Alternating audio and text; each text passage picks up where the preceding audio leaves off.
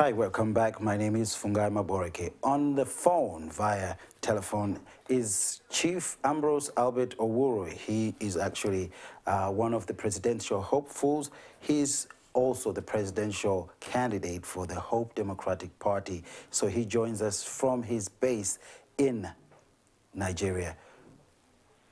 Candidate Owuru, welcome to Sahara TV.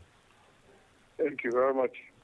Okay, so I know that many people, we have a number of candidates that are running in these presidential elections, and many people would like, first of all, to understand who this person is. Can you briefly tell us about your background, your education, and if you have a family and where you live? Well, I'm a lawyer, a trained lawyer, a British trained lawyer. Mm-hmm. That's in Buckingham and University of London. Yeah, I was trained in England, and I've been involved in Nigerian politics for some time now. I'm a native of Orije in Port Harcourt, River State, Nigeria. Mm-hmm. I was born in 1961, and I have been quite exposed in both public and private sector of Nigeria. I call it and involved in Nigerian government in a way, because I've been also involved in members of boards, of federal boards, if you like. Politically, my credentials there, Mm-hmm. I've been there since 1999, when I started off as a senatorial candidate under the present ruling party then. Okay, that was the PDP. Yeah, I was PDP, yes. Okay, and then I see that you also was the River State Governor candidate for 2003. Fast forward, founder and presidential candidate for Hope Democratic Party. I was involved by 2003 governorship election. That was the point I had to break up with PDP at the time, because if you remember, there was the death of late Marshall Harry, Mm-hmm. who were founding members of PDP. And late Marshall Harry was killed in early March 2003, and we were very close. Okay. At that point, I fell up, things fell apart, and then I had to leave. Okay. I had to save my own life too. Right. Now, you are running under the Hope Democratic Party, and you're obviously competing against a candidate who's also the president of Nigeria, and who's, under the PDP. So what do you think voters are going to say, since you were part of the PDP in your past? What is there that is different that you're offering? Of course, the PDP you see today is not the same PDP we had in 1999. It's not the same PDP you had before. I'm just telling you the background of how the founding members were chased out of PDP, how the dream, the dream of that party, the very ideal of that party, have been, if you like, destroyed. It's been hijacked by some other persons who were not involved at the time, and so that separated us from them, because you have to, from your own conscience, you don't want to be part of what is going on now. It's not part of the original plan. Okay, so how are you going to convince your voters to believe that what you're offering them is different from what is going on already within the PDP? Of course, we have been advocating for good governance. Mm-hmm. We have been advocating for better life for our people. What PDP represents today is far from that. They have mismanaged the economy, and we are asking people to look the other way and see how we can begin to build a new Nigeria. That's the message of Hope Democratic Party. We are a welfarist party. We believe in the people. We believe in their welfare. We want to offer them a better life. We want to see that their resources are, used for them. The country is become progressive. You have good leadership. You have what you call you establish the rule of law. You rule by example. You govern by example, and then show the people the way. And that's not what's going on now. We have had what we call accidental leaders, people who are not trained leaders, who have no compassion for the people, who have over time appropriated the state resources and powers. And so there's need to remove yourself from that and begin to redirect the people's attention. And that's what we are doing right now. Yes, it might be, you may have a hostile atmosphere because, they are well entrenched and they are resisting any such message that it has to be, passed across.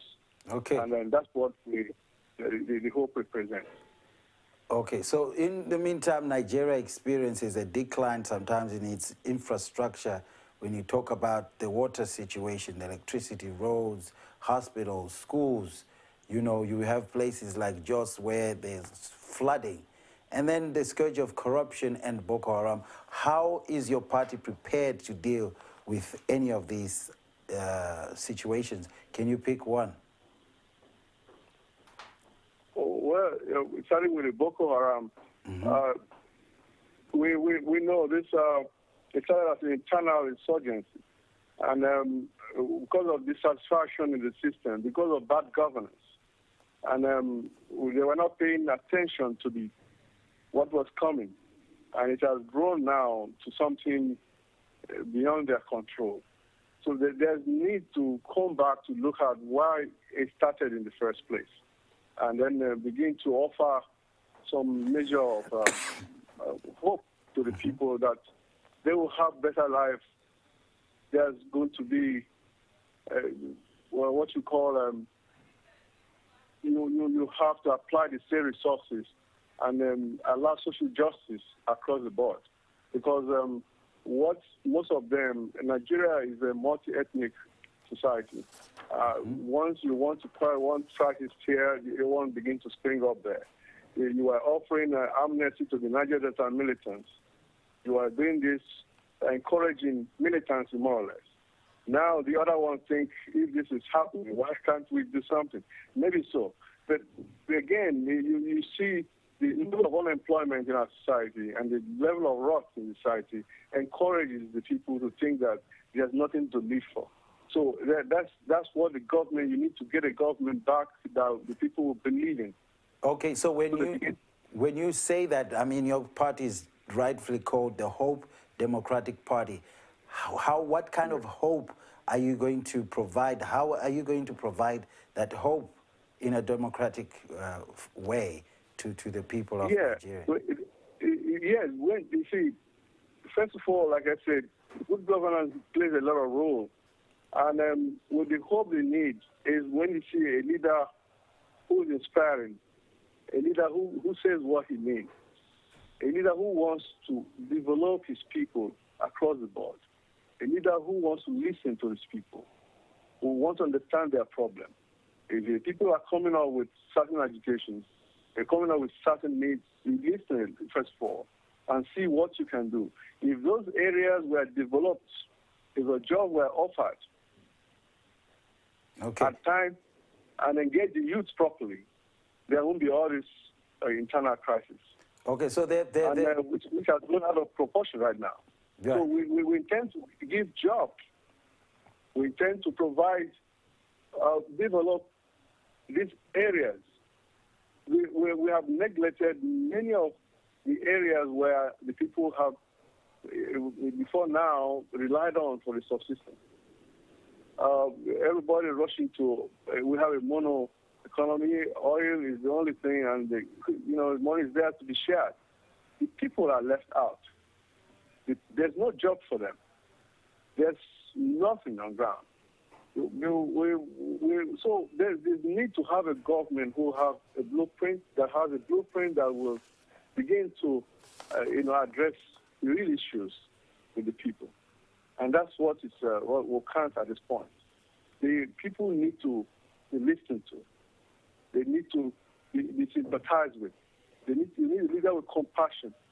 And then you add that with developmental plans for them.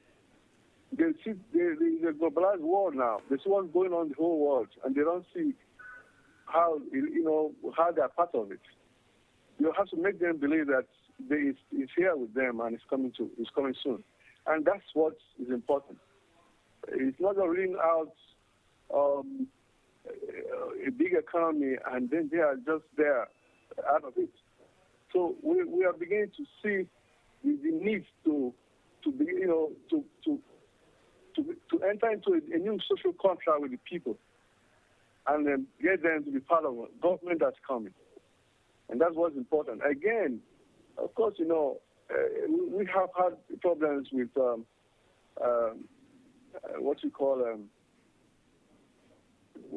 let me say, national conscience is a bit down right now. The love for the country, the unity that should be there, the lot that's involved.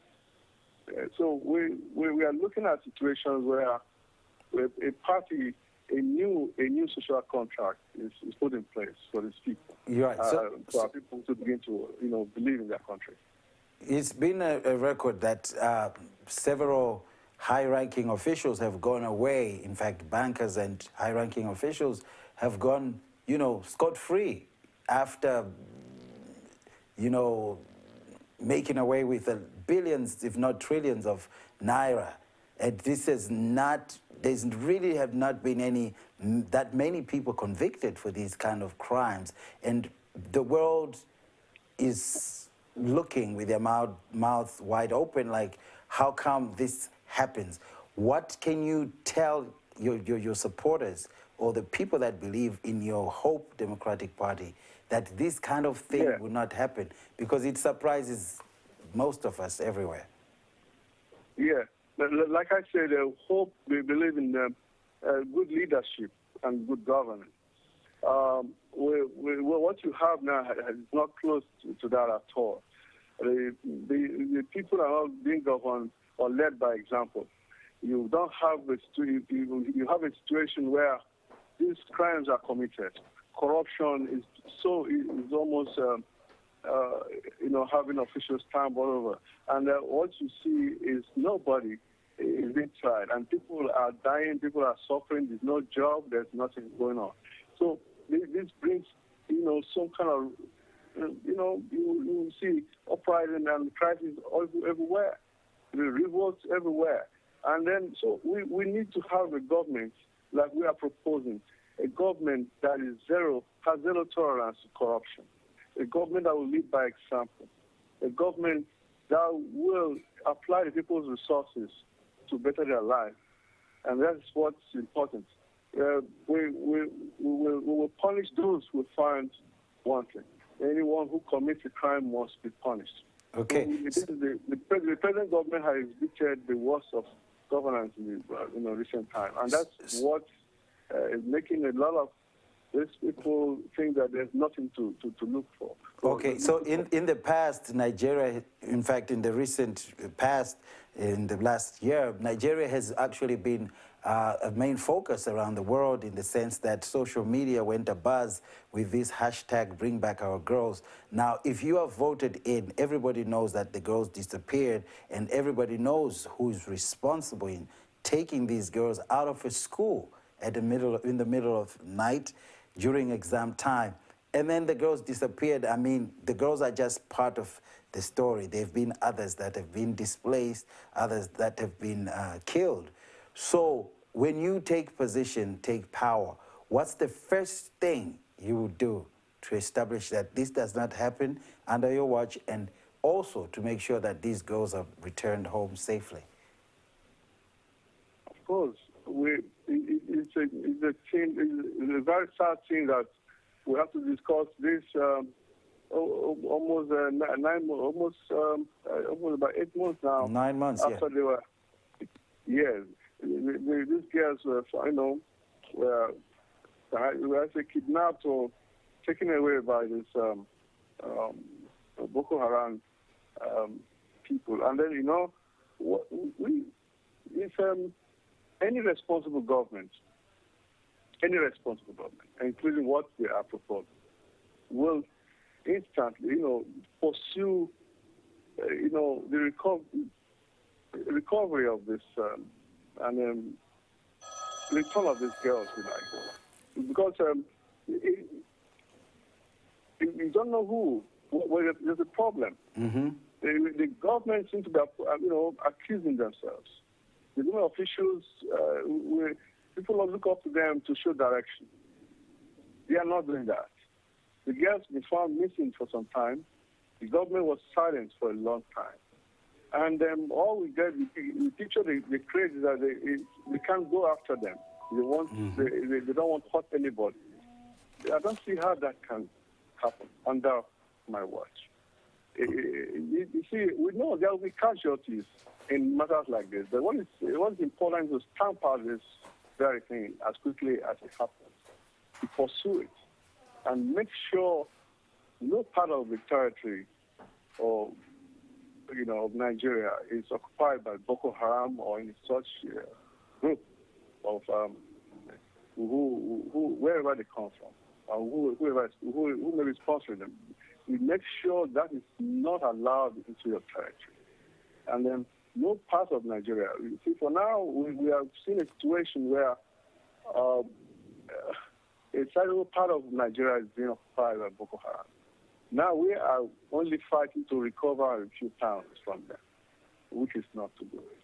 This is something that would have happened as soon as we've had situations like this in the past. We had the Pakistan, we had others. The government at that time made sure it didn't grow out of control, and made sure they are controlled, brought under control, and of course exterminated.